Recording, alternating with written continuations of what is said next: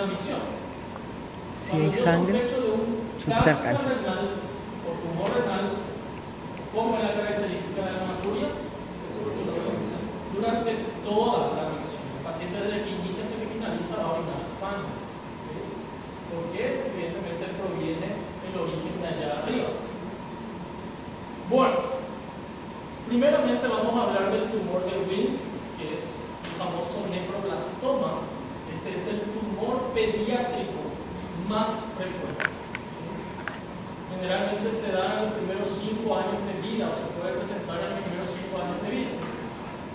La mayoría de los pacientes ya nacen con este tumor. Se constata en el nacimiento propio de la criatura por un abdomen globuloso, tenso. ¿Sí? Entonces se hacen los estudios correspondientes y evidentemente se constata que el riñón, ¿verdad?, aumentado de tamaño, posee en su estructura parenquimatosa la presencia del tumor de Wilms, nefroblastoma. Este es, como bien dijimos, el tumor más frecuente en los niños, ¿sí?, en la pediatría en sí. La edad máxima de aparición es durante el 3er año de vida. La relación entre varones y mujeres es prácticamente la misma. Y en general suele ser un tumor unicéntrico, pero aparece a veces en un 5% en ambos riñones. En el 95% de los casos suele ser unilateral. Y son, repito, tumores muy grandes, gigantescos. Y se relaciona con varias también anomalías congénitas. En su mayoría no solamente el paciente o la paciente presenta justamente el tumor renal, sino que también algunas anormalidades genitourinarias, como criptorquidias, hipospadias, y también a nivel ocular, ¿verdad?, en el sistema ocular, la presencia de aniridas. Histopatológicamente deriva del tejido embrionario, ¿verdad? El elastema renal tiene un crecimiento rápido, se ubica normalmente en la corteza, en la periferia renal. Tiene su vía de diseminación, que puede ser por continuidad o extensión directa, y a su vez también por la vía hematópica, y por menos frecuentemente también por vía linfática. Los sitios más afectados comúnmente para la metástasis suelen ser pulmón en un 90 a 85% e hígado en un 10 a 15%. ¿Sí? ¿Cómo se presenta? Tumor. La masa abdominal palpable generalmente no causa dolor. Un abdomen distendido, tenso. ¿Sí? Generalmente en el niño menor de 5 años hay diagnósticos diferenciales que tenemos que hacer, generalmente como la hidronefrosis o básicamente el nefroblastoma en sí, ¿verdad? Y se presenta con cuadros de hipertensión. Normalmente sabemos que en pediatría, básicamente en pediatría, cada rango de edad tiene una frecuencia cardíaca, una frecuencia respiratoria, una tensión arterial que es acorde a la edad. ¿Sí? Entonces, se constatan en estos niños alteraciones, por supuesto, en la presión arterial y también la presencia de hematuria. ¿Sí? Entonces, este es el tumor, básicamente, como ven, un abdomen globuloso y ya tenso, normalmente no duele, y el tratamiento, por supuesto, es quirúrgico. Cuanto más temprano se haga el diagnóstico de esta enfermedad, mejor evolución tiene el niño. ¿Sí? Repito, cuanto más temprano se haga el diagnóstico, mejor pronóstico para esa criatura. Y el tratamiento es la nefrectomía radical, sacar ese riñón, ese tumor. Y aparte de eso, va acompañado también, ¿verdad?, de quimio o radioterapia, dependiendo si se encuentran metástasis en los pulmones o en el hígado. Básicamente es muy fácil, una ultrasonografía hace el diagnóstico de la presencia de ese tumor y con la tomografía se evidencia o se puede clarificar la enfermedad. Realizar además el el diagnóstico diferencial y plantear por último ahora el tratamiento que, como les dije, es siempre un tratamiento combinado, la orquiectomía acompañado de quimio y radio. Bien, algo que decía, mejor pronóstico por supuesto cuanto menor sea la edad del paciente en relación al momento quirúrgico. Bueno, entonces este es el tumor a nivel pediátrico, ¿sí? El tumor de Wills o nefroblastoma. Ahora bien, vamos a hablar de los tumores renales en sí en los adultos. En la población adulta, básicamente podemos tener tumores renales benignos y tumores renales malignos, propiamente dicho. Toda masa tumoral puede clasificarse como benigno o maligno. Los tumores benignos suelen ser angiomielipoma, oncocitoma, adenoma, tumor justaglomerular, nefroma quístico multilocular, hemangioma cavernoso y leiomioma renal. Y entre los tumores malignos, carcinoma de células renales, carcinoma de células transicionales, carcinoma epidermoide, adenocarcinoma renal, linfoma y las metástasis secundarias que van a riñón. Habíamos dicho, por ejemplo, un tumor testicular que haya metástasis en riñón, evidentemente eso es considerado un tumor renal maligno, ¿sí? Entonces las metástasis, repito, secundarias al riñón son consideradas también malignas. Esta clasificación realmente es histológica, ¿sí? Hay algunas características que en los estudios nos pueden llevar a hacer ese diagnóstico diferencial si es benigno o maligno. Pero el que tiene la última palabra va a ser siempre anatomía patológica, es el que va a diagnosticar correctamente el tipo histológico y de acuerdo a eso el paciente será sometido a radio o quimioterapia, ¿sí? Cuando el resultado de anatomía patológica es uno de estos, o sea, uno de los benignos, no hace falta que el paciente sea sometido a biopsia, a quimioterapia o a radioterapia, ¿sí? Con el simple hecho de hacerse la nefrectomía radical, el paciente ya está sanado. Ahora bien, cuando hacemos la nefrectomía radical e informe anatomopatológico, por ejemplo, viene carcinoma de células claras o renales, carcinoma de células claras o renales, que es el más frecuente, entonces evidentemente el paciente hay que estadificar la enfermedad y si se necesita quimio y radio se deberá someterse a más tratamiento médico, aparte del tratamiento quirúrgico. Bueno, nosotros vamos a hablar entonces de los más comunes, ¿sí? Dentro de los más comunes, el carcinoma de células renales o células claras y el carcinoma de células transicionales son los más comunes dentro de los malignos. Y entre los tumores benignos, el más común o el más frecuente suele ser un angiomielipoma. Y vamos a hablar ahora, no necesariamente de todos, pero por lo menos de los más frecuentes. Bueno, el primer tumor renal benigno es el amartoma renal o angiomielipoma. Es un tumor que está compuesto por diferentes tejidos: vaso, grasa, músculo, y es considerado un tumor benigno de crecimiento lento. Generalmente la conducta no es quirúrgica de entrada, sino que es una conducta expectante, ¿sí? Si no produce síntomas, porque la mayoría son hallazgos, dijimos ya, incidencias rojas, entonces no necesitan un tratamiento médico, sino que más bien una conducta de observación. Nosotros, los pacientes que tienen angiomielipoma, le hacemos estudios de ecografía, ¿verdad? Por lo menos cada 6 meses o una vez al año sí o sí, y vamos viendo cómo va evolucionando ese tumor.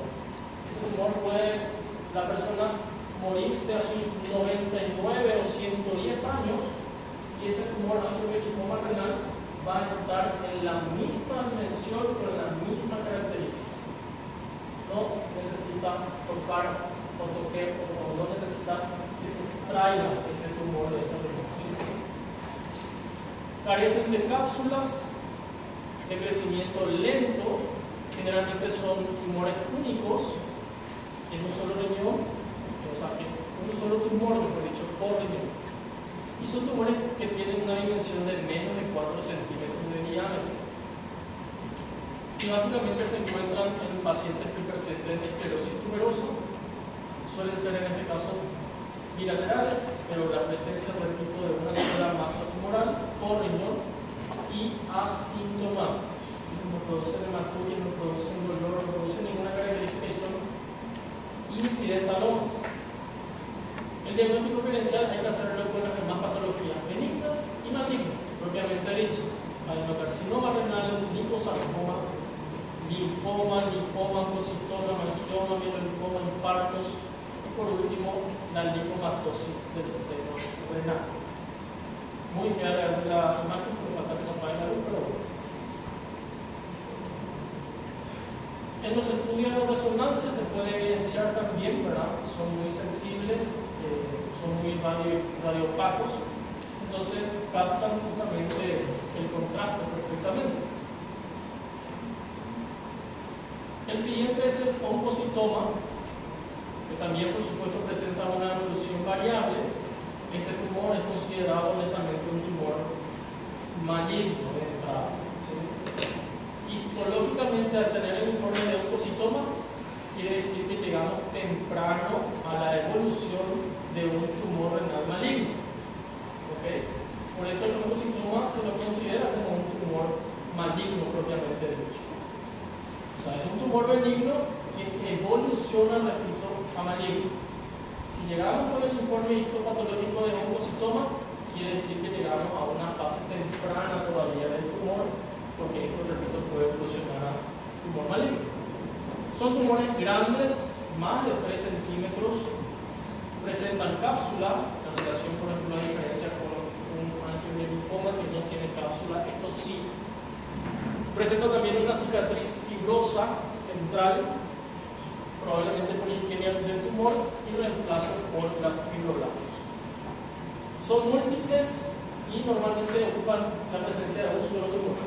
A diferencia del angiolinfoma, que son bilaterales, el oncocitoma es solamente un solo riñón.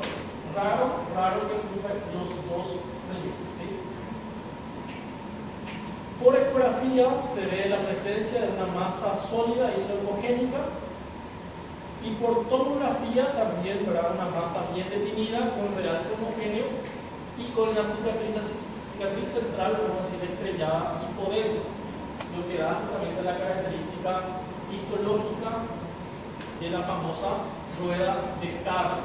La rueda de carro o de carreta, que es lo que básicamente es la diferencia en la angiografía. Con el estudio de la angiografía se puede evidenciar eso. Cuando vemos por angiografía la rueda de carro o carreta, básicamente tenemos el diagnóstico de un oncocitoma al tener justamente esa imagen del tumor. Bueno, esto ustedes van a ver, evidenciar. Aquí es muy mala la imagen, evidentemente porque hay mucha luz. El tratamiento es nefrectomía total. ¿Sí? Muchas veces nosotros entramos y podemos hacer una nefrectomía parcial. Pero el informe, si viene oncocitoma, ¿verdad?, lo ideal es hacerse, o hubiésemos realizado la nefrectomía radical, sacar todo ese riñón. Si por algún motivo, durante el acto quirúrgico, al equipo médico, durante la visualización de ese tumor, se consideró hacerle una nefrectomía parcial nada más, se mandó eso a anatomía patológica y viene el resultado de oncocitoma, ¿qué era lo que se le tenía que haber hecho realmente? Nefrectomía radical, total. ¿Sí? Pero bueno, se operó y la mitad nada más se sacó. Entonces ese paciente evidentemente va para controles y seguimientos anuales. ¿Sí? Controles y seguimientos anuales hasta que básicamente aparezca una sospecha de que el tumor ha, vamos a decir así, resurgido nuevamente, entonces ahí se va a someter a a una nefrectomía radical nuevamente. Pero lo ideal, repito, es que los pacientes sean sometidos directamente de entrada, en la primera intervención quirúrgica, a una nefrectomía radical. ¿Por qué? Porque el oncocitoma, repito, progresa a un tumor maligno. El otro tumor benigno frecuente también es el adenoma. Lesión sólida, más común también del parénquima renal. Es un tumor glandular pequeño, bien diferenciado, no produce síntomas, incientaloma, repito nuevamente, y a pesar de tener ser un tumor benigno, no hay criterios clínicos, ni tampoco histológicos propiamente dichos, ni tampoco inmunohistoquímicos que lo diferencien del tumor maligno. Entonces, ¿cuál sería la conducta de este tumor? ¿Cómo? Nefrectomía parcial o total. Total, nefrectomía total. ¿Por qué? Porque básicamente el adenoma, aquí dice, no hay criterios histológicos ni inmunohistoquímicos que lo diferencien del carcinoma renal. ¿Sí? El carcinoma renal es, por supuesto, mucho más agresivo que un adenoma. Y va a depender de la suerte del paciente si es que es un adenoma lo que sacamos o realmente fue un carcinoma renal lo que sacamos. Porque normalmente cuando hay dudas en la histología, los anatomopatólogos recurren a la inmunohistoquímica. La inmunohistoquímica es un estudio mucho más avanzado otra vez para la diferenciación celular. Y ni aún así se logra diferenciar el adenoma con el carcinoma.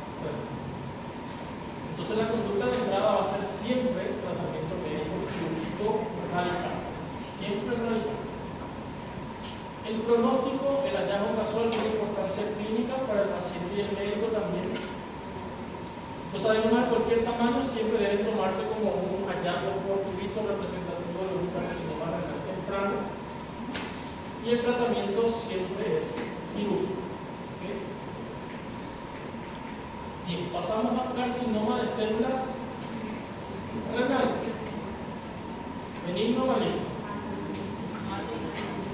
Maligno ya, ¿verdad?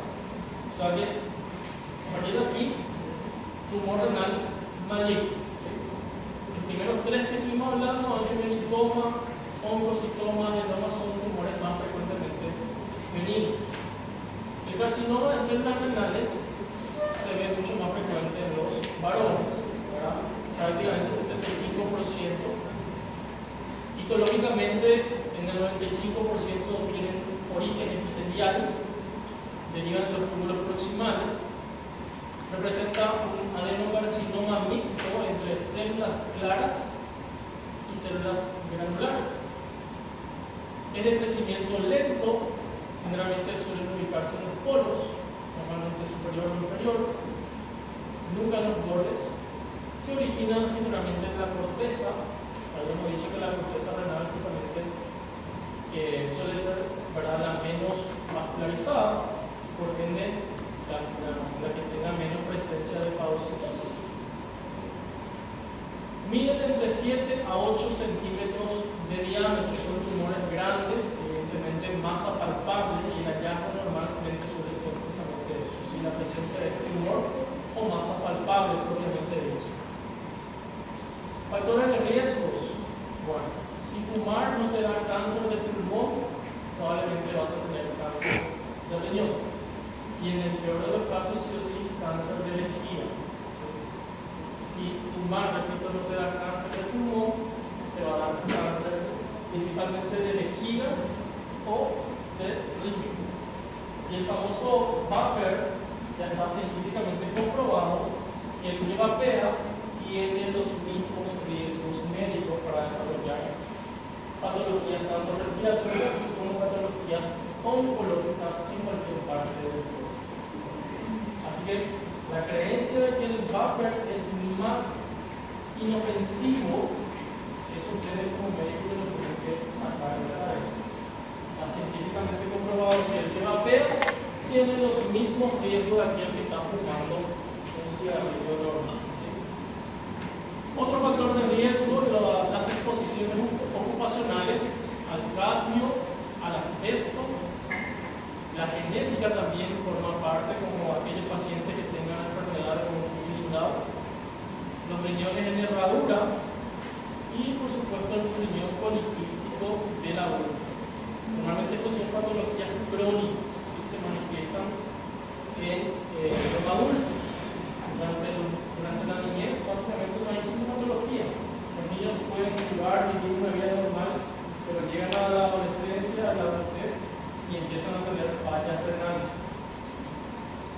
Bueno, cualquier clasificación es útil, ¿sí?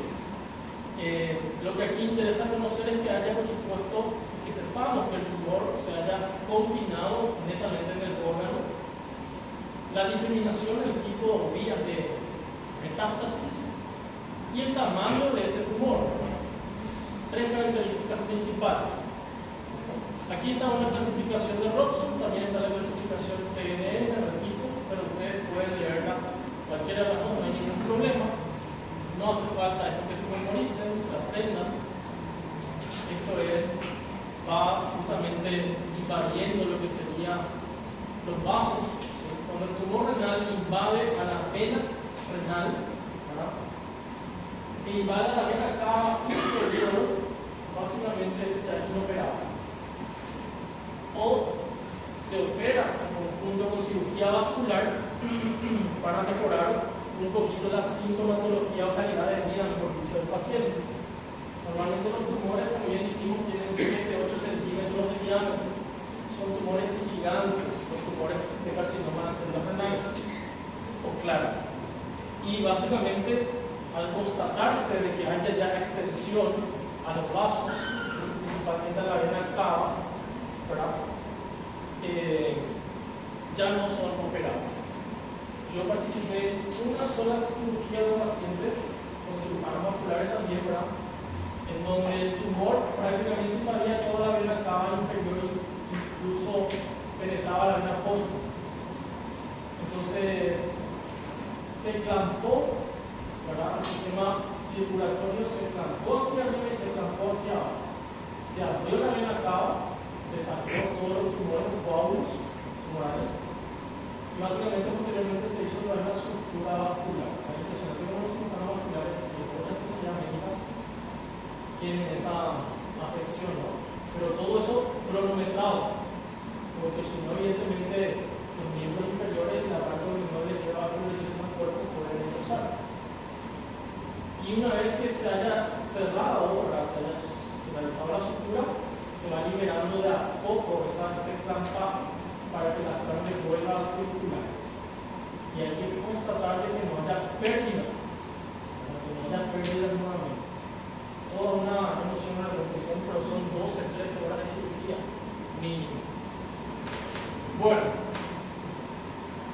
se puede entonces hacer por varios estudios imaginológicos. Realmente la ecografía es muy buena para diagnosticar un tumor renal. Se puede solicitar también angiografía, ¿verdad? Siempre cuando hay vascularización o neovascularización, nueva vascularización, eso es presencia de un tumor. Al constatarse nueva vascularización o neovascularización, es un tumor sí o sí confirmado. Y no un simple hematoma como podríamos recordar, o no solo un simple absceso, por ejemplo, que podría confundirnos. Entonces, si esto tiene vascularización, es la presencia de un tumor. Si no hay vascularización, es probablemente que esta imagen sea probablemente un absceso renal. ¿Sí? Pero repito, si va acompañado de vascularización, se confirma evidentemente de que es un tumor renal. Bueno, esta imagen es la angiografía, evidentemente donde más capta, por supuesto, ¿verdad? La imagen, se constata la neovascularización. Bueno, esto es parénquima renal. Los dos son riñones. Lo que se hace aquí es abrir como un libro, se parte a la mitad al riñón, y básicamente este es el tumor. ¿Sí? Está en el polo superior. ¿Sí? En el polo superior. Y este tumor invade inclusive al sistema colector. Aquí sí o sí hay compromiso de los cálices menores. ¿Sí? Cuando hay compromiso del sistema colector, el paciente empieza a presentar hematurias. ¿Me entienden? ¿Sí? Mi paciente, cuando hay compromiso del sistema colector, ahí recién empieza a haber hematuria o la sintomatología de hematuria. Porque si no, antes solamente hay la presencia o cuadro clínico de masa tumoral. ¿Dónde comienza el sistema colector? ¿Ah? Sistema colector, ¿dónde comienza?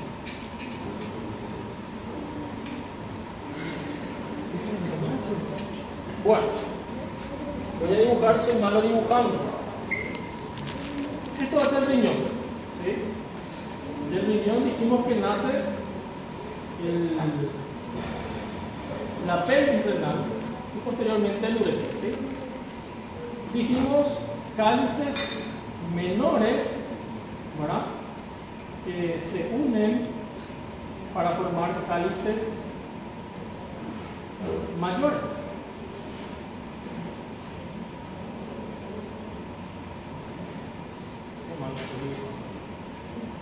¿Cuántos cálices mayores hay? 3. 3. Normalmente hay 3.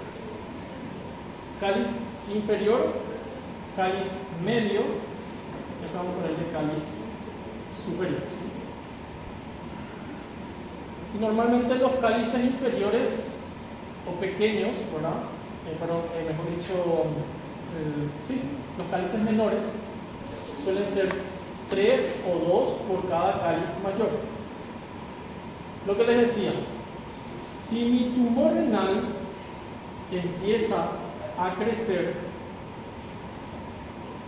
y no compromete al sistema colector, que en este caso inicia ahora aquí con el cáliz, perdón, con el cáliz menor, ¿verdad? Entonces no hay hematuria,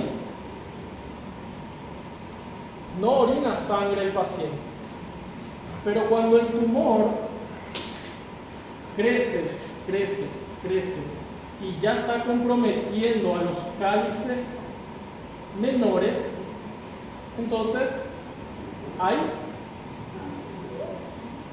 hematuria. ¿Ok? El primer síntoma de un tumor renal no es la hematuria. La hematuria se manifiesta cuando ya el tumor es grande. Normalmente el síntoma más común suele ser la presencia de masa o tumor, que suelen ser hallazgos accidentales, incidentalomas, ¿verdad?, como habíamos dicho. Ahora bien, algunos pacientes vienen por cuadros de hematuria. Si mi paciente viene por cuadro de hematuria, ¿qué voy a asumir? Que ya hay invasión del sistema colector. O sea que los cálices menores o cálices mayor probablemente ya está invadido.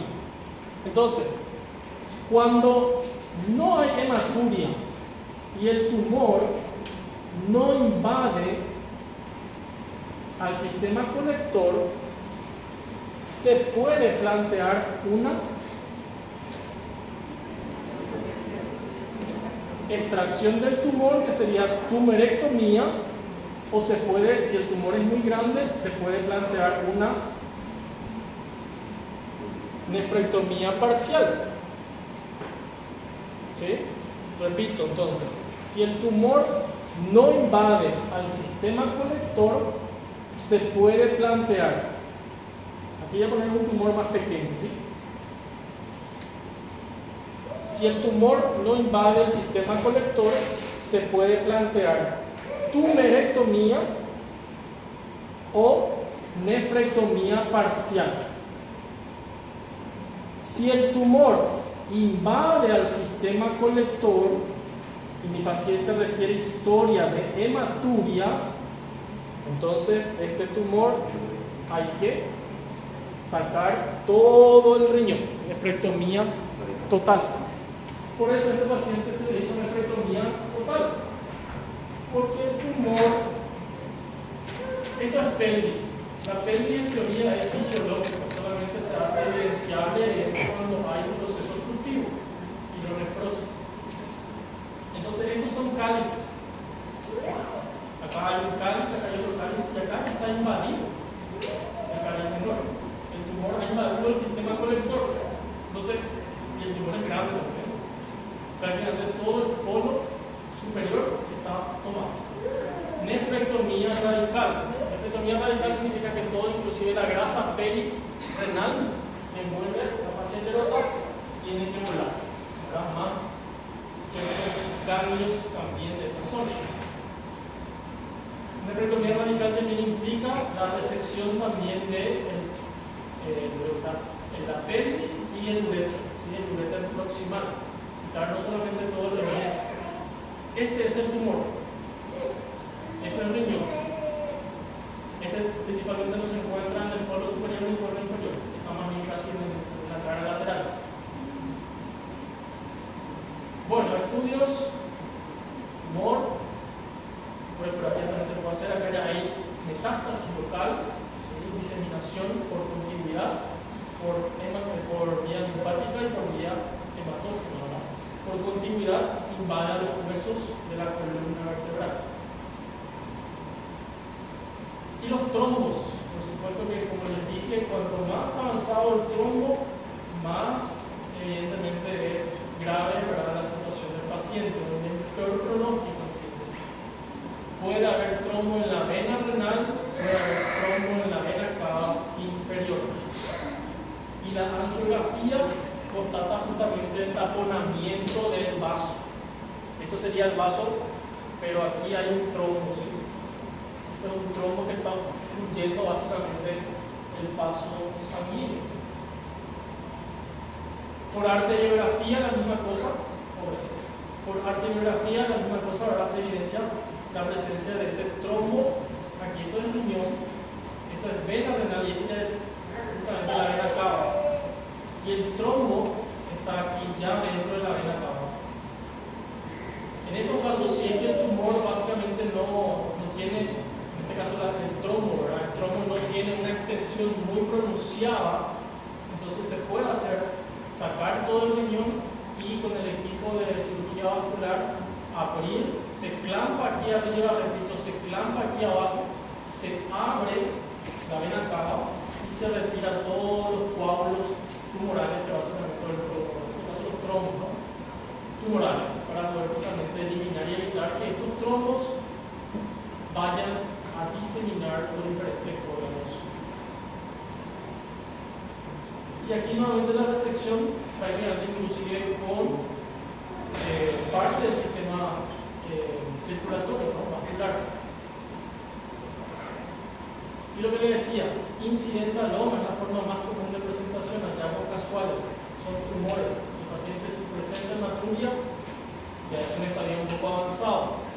Hematuria, tumor, dolor y lo que ya sabemos, incidentaloma. Puede acompañarse también de síndromes paraneoplásicos, eritrocitosis, hipercalcemias, hipertensión arterial, amiloidosis, varicocele, el famoso varicocele en el varón. Cuando se diagnostica varicocele en el varón, lo primero que hay que hacer también es un diagnóstico diferencial de algún proceso tumoral a nivel abdominal. Si el varicocele es del lado derecho, entonces probablemente habrá trombo en la vena cava inferior. Si el varón presenta varicocele del lado izquierdo, probablemente haya un trombo en la vena renal izquierda. El síndrome también de Stauffer, que es otro síndrome paraneoplásico, que se caracteriza por el aumento de la fosfatasa alcalina, hiperbilirubinemia, hipergamma-globulemias y mayor tiempo de la protromía, ¿sí? El TP. Bueno, ¿cómo hacemos el diagnóstico de un tumor renal? Por incidentaloma. Y si no, por cuadro de hematuria. Si mi paciente viene orinando sangre, lo primero que pienso es un tumor renal o un tumor en la vía urinaria. Independientemente puede ser un tumor en vejiga, en riñón, un tumor en la próstata inclusive, ¿no? Pero bueno, la hematuria es el síntoma. Así se puede solicitar un urograma excretor o una ecografía. El urograma va a informar la masa ocupante a nivel renal, que puede a su vez presentarse con amputaciones o desplazamiento de cálices o la duración funcional completa del riñón. Y por supuesto que todo esto va a una tomografía. El gol estándar, ¿cuál es? Tomografía de vías urinarias contrastadas.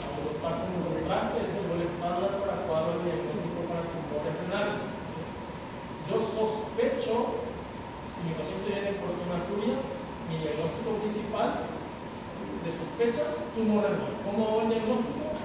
Midiendo el estudio o el estándar, que sería la aorta con contacto.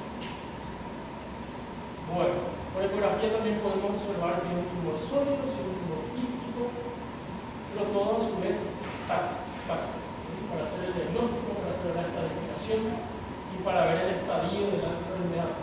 Diagnóstico diferencial y todo. ¿Y por qué la tomografía da puro TAC? Porque aquí vemos justamente, ¿no? En los tumores que son menos de 3 centímetros, ¿quién es el que tiene más alta especificidad? Ecografía tiene 60, urografía tiene 20, 90 para tomografía y 80 para resonancia. Tomografía gana aquí, en tumores pequeños. En tumores grandes, por supuesto que todo el mundo va a levantar porque ya depende como que lo vea algo grande, ¿no?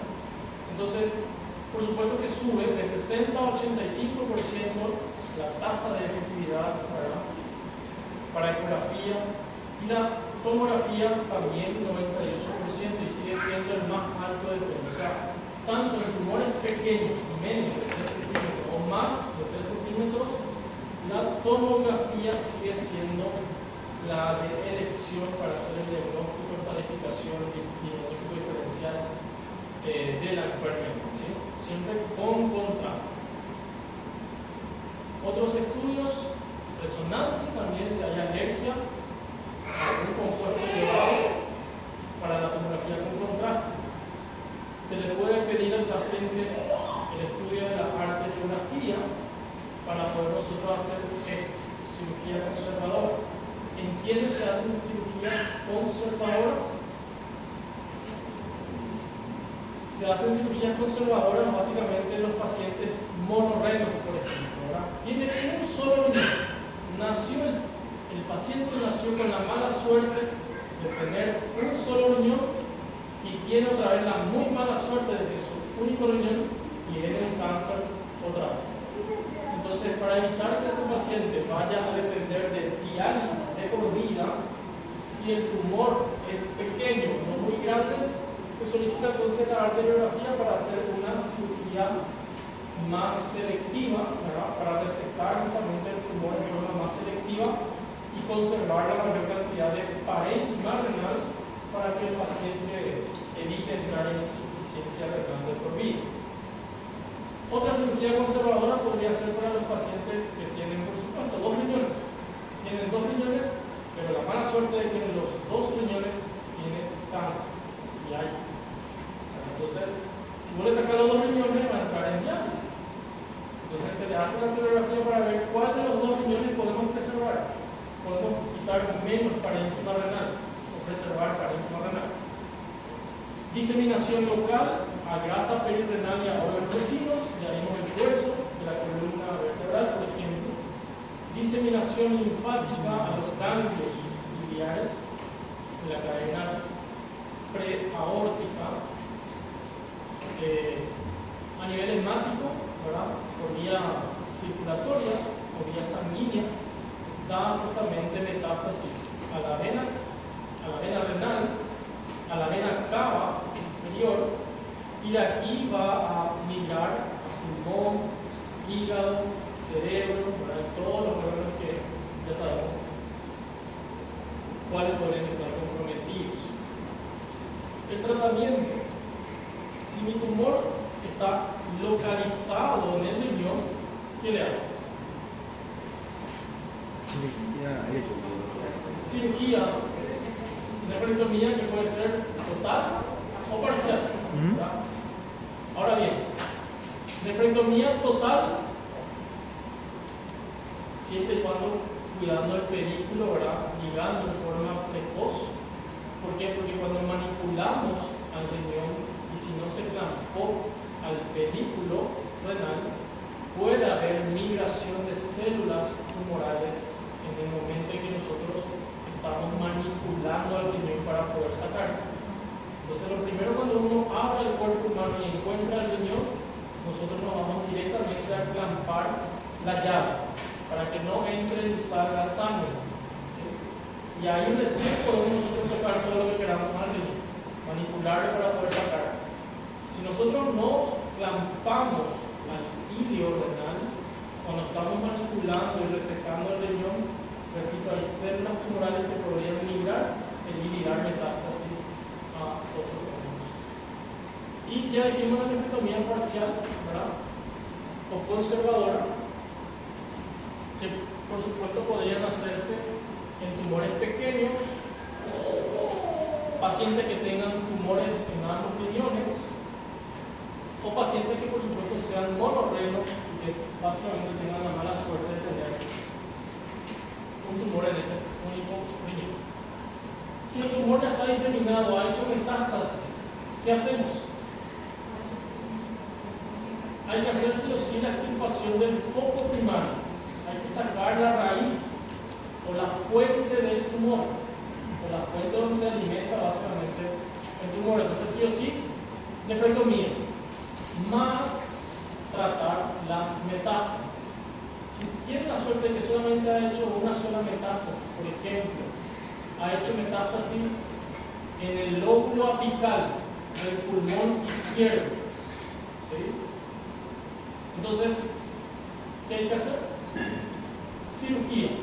Se hace una lobectomía pulmonar selectiva. O sea, el paciente se somete a sacarse el riñón, nefrectomía radical, más la cirugía de esa metástasis, ¿verdad? O sea, si me hizo metástasis en el ápex del pulmón izquierdo, lobectomía entonces selectiva de ese pulmón. ¿Ok? O dependiendo también del tipo de celularidad, ¿verdad? Porque hay tumores que pueden ser quimiosensibles o radiosensibles, dependiendo de qué tan grande sea la metástasis también, para saber si es que con la quimio o con la radio se podrá eliminar toda célula maligna.